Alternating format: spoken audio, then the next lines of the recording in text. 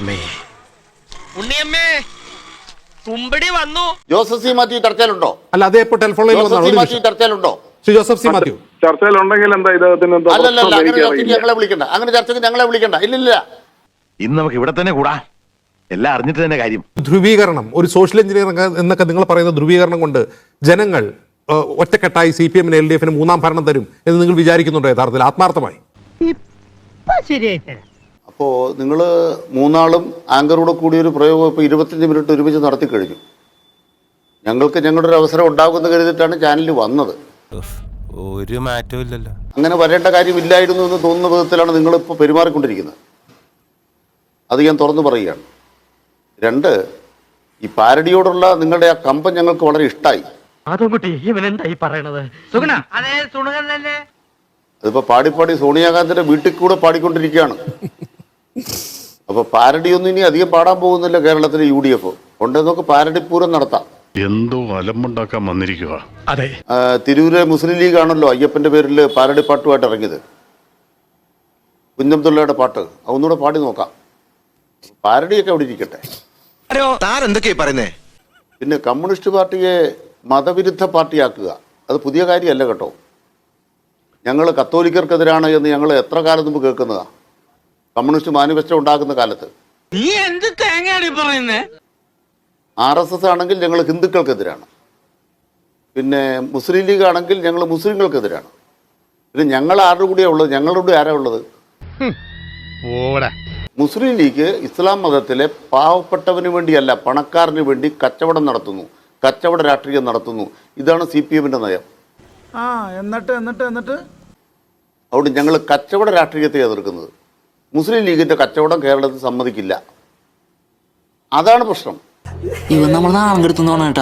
ഞങ്ങളെ എങ്ങനെയാണ് മലപ്പുറത്ത് പ്രതിപക്ഷം അല്ലാതാക്കിയത്? പ്രതിപക്ഷം ഇല്ലാത്തൊരു മലപ്പുറം ഉണ്ടാക്കിയത് എങ്ങനെയാണ്? SIR നടപ്പാക്കുന്ന പിണറായി വിജയനാണ് മുസ്ലിമിനെ ഒഴിവാക്കാനാണെന്ന് മുസ്ലിം ലീഗ് പ്രചരിപ്പിച്ചു. അതിന്റെ വീഡിയോകൾ ലഭ്യമാണ്.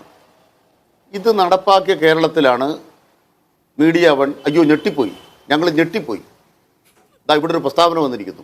കവി തല്ലുവാങ്ങിയിട്ടേ പോകുന്ന തോന്നുന്നത്. ഇല്ല അനിൽകുമാർ, വെള്ളാപ്പള്ളിയുടെ കാര്യത്തിലാണെങ്കിൽ മീഡിയ വണ്ണിന് പ്രത്യേകിച്ച് ഞെട്ടലൊന്നുമില്ല. ഞെട്ടാൻ തുടങ്ങിയിട്ട് കുറെ ദിവസം എപ്പോഴും ഞെട്ടണ്ടല്ലോ എന്നാണ് ആദ്യം ചോദിച്ചത്. ഇപ്പൊ ഞെട്ടലില്ല അങ്ങനെ. പക്ഷെ അതിൽ നിലപാടുണ്ടാവണം. ആഭ്യന്തര വകുപ്പ് ഭരിക്കുന്ന പാർട്ടിക്ക് നിലപാടുണ്ടാകണം. ആഭ്യന്തര വകുപ്പ് ഭരിക്കുന്ന പാർട്ടിക്ക് വെള്ളാപ്പള്ളി നടേശൻ പറയുന്നത് വർഗീയതയാണോ അല്ലെങ്കിൽ പറയാൻ കഴിയണം. അത് പറയാൻ കഴിയാത്ത നിങ്ങളുടെ നിസ്സഹായതയാണ്. ഇത് വടി കൊടുത്ത് അടി വാങ്ങുന്ന പരിപാടിയാണല്ലോ ബാബു. ഒരു വർഗീയതയോടും സന്ധിയില്ല. വെള്ളാപ്പള്ളിയുടെ വർഗീയതയാണോ? ഒരു വർഗീയതയോടും സന്ധിയില്ല. വെള്ളാപ്പള്ളി എന്ന് പറഞ്ഞത് വർഗീയതയാണോ അനിൽകുമാർ? അത് പറഞ്ഞാൽ മതി. നിങ്ങൾ ഒരു വർഗീയതയോട് സന്ധി ചെയ്യരുത് എന്നാണ് പറയുന്നത്. വെള്ളാപ്പള്ളി പറഞ്ഞത് വർഗീയതയാണോ?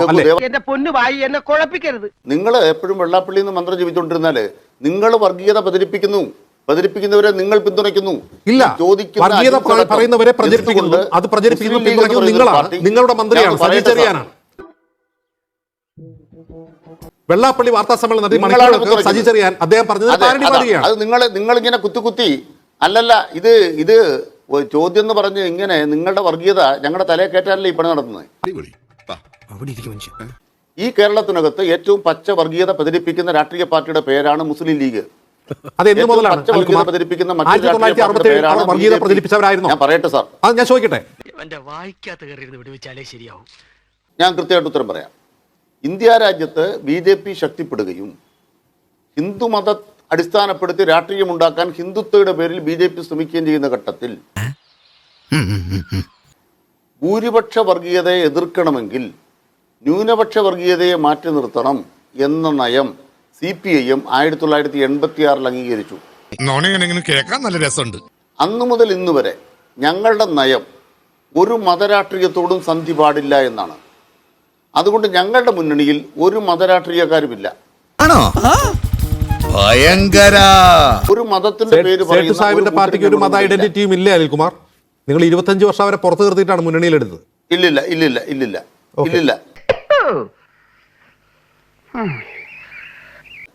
അപ്പൊ അവിടുത്തെ പച്ചക്കൊടിയും ചന്ദ്രക്കലയും ഒക്കെ മറ്റെന്തോ പച്ചക്കൊടിയും ചന്ദ്രക്കലയും മറ്റെന്തോ ഐഡന്റിറ്റി ആയിരിക്കും. ലീഗിന്റേത് മാത്രം വർഗീയം.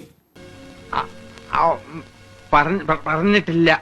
മുസ്ലിം ലീഗ് വർഗീയ പാർട്ടിയാണെങ്കിൽ ആ വർഗീയ പാർട്ടിയാണെന്നുള്ള നിലപാട് കേരളത്തിൽ വാളയാർ അതിർത്തി വരെ മാത്രമുള്ള നിലപാടാണോ അതോ തമിഴ്നാട്ടിലും ഉത്തരേന്ത്യയിലും ഉണ്ടോ?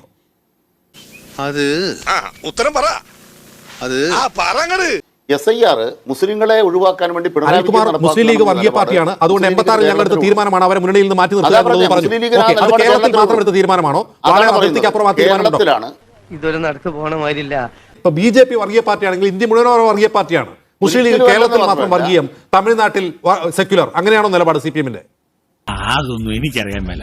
ഒരു കാര്യം വ്യക്തമാക്കാൻ ആഗ്രഹിക്കുന്നു. ഇന്ത്യൻ യൂണിയൻ മുസ്ലിം ലീഗുമായി തമിഴ്നാട്ടിലും CPM-ന് ഒരു സഖ്യവുമില്ല. DM ആണ് അവിടെ സഖ്യത്തിൽപ്പെട്ടിരിക്കുന്നത്. അതിന്റെ ഭാഗമായി അവിടെ നിൽക്കുമ്പോൾ സഖാവ് അനിൽകുമാർ, അങ്ങ് ഈ പറയുന്നത് മലയാളത്തിൽ പറയുന്നത് കോയമ്പത്തൂരിലുള്ള CPM-ന് വോട്ട് ചെയ്യുന്ന ആളുകൾ കേൾക്കുന്നുണ്ട്. വിദ്യാഭ്യാസമുള്ള ഒരുത്തനും നമ്മളെ പാർട്ടിയിലില്ലേ? അല്ലല്ല, കോയമ്പത്തൂരിൽ മലയാളം മനസ്സിലാവുന്ന തമിഴ്നാട്ടുകാരുണ്ട്, അവർ വോട്ട് ചെയ്യുന്നുണ്ട് CPM-ന്. നിങ്ങളുടെ കെയറോഫിലല്ല. ഓക്കെ, മീഡിയ വണിലൂടെ CPM-ന് വോട്ട് ചെയ്യുന്ന ആളുകളെ അഭിസംബോധന ചെയ്യേണ്ട ഒരു കാര്യവും ഞങ്ങൾക്കില്ല. ശരി, ഇവൻ നമ്മൾ നാളം കെടുത്തുന്നോണ കേട്ടാ. CPM-ന് വോട്ട് ചെയ്യേണ്ടവര് 9,60,000 പേരെ അവിടെ വോട്ട് ചെയ്തു. ദാ പള്ളി കത്തിക്കുന്നേ ഓടിവായോ എന്ന് ഒരു ലീഗിന്റെ മെമ്പർ വിളിച്ചു പോകുന്ന നിങ്ങൾ കേട്ടില്ലേ? ദാ പള്ളി തകർക്കുന്നേ ഓടിവായോ. മുസ്ലിം ലീഗിന്റെ ഒരു വനിതയുടെ ശബ്ദം നിങ്ങൾ കേൾപ്പിച്ച ഈ കേരളത്തില് നിങ്ങളൊരു ചർച്ച നടത്തിയോ? അവർക്കെതിരെ കേസെടുത്തു. മുസ്ലിം ലീഗ് കേരളത്തിൽ ചെയ്യുന്ന അവർക്കെതിരെ പിണറായി വിജയൻ കേസെടുത്തല്ലോ, അതല്ലേ? ശരി, കേസെടുത്തല്ലോ. നിങ്ങൾ ചർച്ച ചെയ്തോ? വിദ്വേഷ പ്രചാരണം നടത്തുന്നവർക്കെതിരെ കേസെടുത്ത് കഴിഞ്ഞാൽ ഒരു ചാനൽ ചർച്ചയില്ലെന്നേ. എന്റെ വേളാങ്കണ്ണി മാതാവേ, ഇവന് കുറച്ചു ബുദ്ധി ഉണ്ടായിരുന്നെങ്കിൽ മന്ദബുദ്ധി എന്നെങ്കിലും വിളിക്കായിരുന്നു. അതും ഇല്ലാതായി. ശ്രീ അനിൽകുമാർ, എന്തുകൊണ്ടാണ് ഇതിങ്ങനെ ചർച്ച ചെയ്യേണ്ടി വരുന്നത്? വെള്ളാപ്പള്ളി കഴിഞ്ഞ 1.5 വർഷമായി തുടരുന്ന വർഗീയ വിദ്വേഷ പ്രചാരണത്തിനെതിരെ ഒരു FIR ഇടാൻ പിണറായി വിജയൻ തയ്യാറല്ല. അതുകൊണ്ടാണ് ഇത് ചർച്ച ചെയ്യുന്നത്. അതല്ല ഉദ്ദേശം.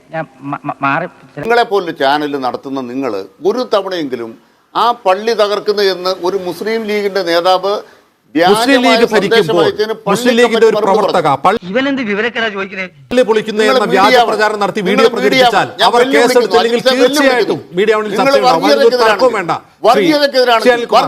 അവർ ഭരിക്കട്ടെ, ആൾക്ക് തീരെ വിദ്യാഭ്യാസം വിവരമൊന്നും ഇല്ലേ? വിഡ്ഢിത്തിരെ പറയുള്ളൂ. അവർ കേസെടുക്കാതെ അയാളെ സംരക്ഷിച്ച് അയാൾ പറയുന്ന ടിപ്പണി പാടി പാരടി നടത്തി നടക്കുന്ന ഒരു സർക്കാരാണെങ്കിൽ തീർച്ചയായിട്ടും അവരെയും ചോദ്യം ചെയ്യണം. അവർ ചോദ്യം ചെയ്തിരിക്കും. ഞാൻ അതിലേക്ക് വരാം. നീ എവിടെ പരിപാടി അവതരിപ്പിച്ചാലും ഇത് തന്നെയാണല്ലോ നിന്റെ വിധി. ശ്രീ ജോസഫ് സി മാത്യു, ഞാൻ ചോദ്യം കേട്ടില്ല. അതായത് വെള്ളാപ്പള്ളി പറഞ്ഞത് മനസ്സിലാവാത്തത് കുറെ കൂടി ലളിതമായ ഭാഷയിൽ സുകുമാരൻ നായർ വിശദീകരിക്കുന്നുണ്ട്. ഞാൻ അറിഞ്ഞില്ലല്ലോ. സുകുമാരൻ നായർ വിശദീകരിക്കുന്നു. ചർച്ചയിലുണ്ടോ? അല്ല അജിംസേ, ജോസഫ് സി മാത്യു ചർച്ചയിലുണ്ടോ? അല്ല, അതേ ഇപ്പോൾ ടെലിഫോണിൽ വന്നാണ്. ചർച്ചയിലുണ്ടോ? ശ്രീ ജോസഫ് സി മാത്യു, ചർച്ചയിലുണ്ടെങ്കിൽ എന്താ ഇദ്ദേഹത്തിന് അല്ലല്ല, അങ്ങനെ ചർച്ചയ്ക്ക് ഞങ്ങളെ വിളിക്കണ്ട. അങ്ങനെ ചർച്ചയ്ക്ക് ഞങ്ങളെ വിളിക്കണ്ട. ഇല്ല, അങ്ങനെ ഒരു ചർച്ചയ്ക്ക് ഞങ്ങളെ വിളിക്കണ്ട. അല്ലല്ല, ഞങ്ങൾക്കൊരു തീരുമാനമുണ്ട്. അത് വേണ്ട. അല്ല, ആ തീരുമാനം ഞങ്ങൾ അറിയിച്ചിട്ടില്ല. ജോസഫ് സി മാത്യു ചർച്ചയിലുണ്ടെങ്കിൽ നിങ്ങൾ അതിൽ പങ്കെടുക്കില്ല എന്നുള്ള അറിയിച്ചിട്ടില്ല. അങ്ങനെ എന്തെങ്കിലും ഉണ്ടോ? ഇടഞ്ഞ ഞാൻ കൊല കൊമ്പനാ, കൊല കൊമ്പൻ. ഇടഞ്ഞില്ലെങ്കിലോ കൊലയില്ലാത്ത കൊമ്പൻ. ഞങ്ങൾ പറഞ്ഞിട്ടുണ്ട്. വേണ്ട. അല്ല, അങ്ങനെ ഒന്നും നമുക്കറിയില്ല. ഇപ്പൊ തന്നെ നിങ്ങൾ 4 ആളാണ്. നമ്മളങ്ങനെ അറിയിച്ചിട്ടില്ല. അങ്ങനെ ഉണ്ടെങ്കിൽ അങ്ങനെ ക്ഷണിക്കില്ലായിരുന്നു. അതിൽ ഞാനിപ്പോ അറിയിക്കുകയാണ്. ഞാനിപ്പോ അറിയിച്ചിരിക്കുകയാണ്. ഇനി മുതൽ ശ്രീ ജോസഫ് സി മാത്യു തുടരുക, പ്ലീസ്. ഇനി മുതൽ നോക്കണ്ട. നിങ്ങളിവിടെ ഞാൻ സുബോധത്തോടി തന്നെ സംസാരിക്കുന്നത്. ജോസഫ് സി മാത്യുവിനെ ക്ഷണിക്കാൻ പാടില്ല എന്ന തിട്ടൂരമൊന്നും കിട്ടിയിട്ടില്ല. അങ്ങനെ കിട്ടിയാൽ അനുസരിക്കില്ല. ഇനി അങ്ങനെ നിങ്ങൾക്ക് തീരുമാനമുണ്ടെങ്കിൽ നിങ്ങൾ ഒഴിവാക്കാൻ കഴിയൂ. ശ്രീ ജോസഫ് സി മാത്യു, ആഞ്ജനേയ സ്വാമി, ഇതാണ് ഞങ്ങൾ നിങ്ങളുടെ അതല്ലാതെ ജോസഫ് സി മാത്യുവിനെ വിളിച്ചേക്കാണ് ലഭിച്ചിട്ടില്ല. അങ്ങനെ തിട്ടൂർ ലഭിച്ചത് അനുസരിക്കാനും പോകുന്നില്ല. നിങ്ങൾ ഇഷ്ടം പോലെ നിങ്ങൾ ബഹളം വെക്കല്ലേ ശ്രീ അനിൽകുമാർ, പ്ലീസ്. അല്ലല്ല, മറുപടി ഒന്നുമില്ല. ഞങ്ങളെ ഒഴിവാക്കി തരൂ ദയവായി. അങ്ങ് പറയില്ല. അങ്ങേക്ക് അദ്ദേഹത്തെ കേൾക്കാൻ വൈകി എഴുന്നേറ്റ് പോകണം. അങ്ങേക്ക് ചർച്ച ബഹിഷ്കരിക്കുക, ഒരു പ്രശ്നമില്ല. അപ്പൊ നീ എനിക്ക് പുല്ലുവിലൂടെ തരുന്നത് പുല്ലുവില. നിങ്ങൾ വിളിക്കുമ്പോൾ വരാനും ഇപ്പോഴത്തെ തീരുമാനമാണ്. വരാനും ഇപ്പോൾ ശമ്പളക്കാരാ പ്ലീസ് നിങ്ങൾ വിളിക്കുമ്പോൾ വരാനും അല്ലല്ല എന്തോന്നാടോ ഇത്? എവിടെ നിന്ന് കിട്ടിയോടോ ഈ ഉണ്ടാക്കണേ? നിങ്ങൾ വിളിക്കുമ്പോൾ വരാനും നിങ്ങൾ പറയുമ്പോൾ പോകാനും ഞങ്ങളുടെ ശമ്പളക്കാരാണോ? അല്ല, ഞാൻ പോകാനും പറഞ്ഞില്ല. ഇപ്പൊ പറഞ്ഞു പിന്നെ ആര് നിങ്ങളോട് എനിക്കൊരു ദേഷ്യമില്ല. വിവരമില്ലായ്മ ഒരു കുറ്റമല്ലല്ലോ. അതെ, ഞാൻ പറഞ്ഞില്ല. കേൾക്കണമെങ്കിൽ കേൾക്കാമെന്നാ പറഞ്ഞത്. ഒന്ന് mute ചെയ്യ് അദ്ദേഹത്തെ, please. ജോസഫ് സി മതി സംസാരിക്കും. തൽക്കാലം ഇത്രയും മതി. വരട്ടെ.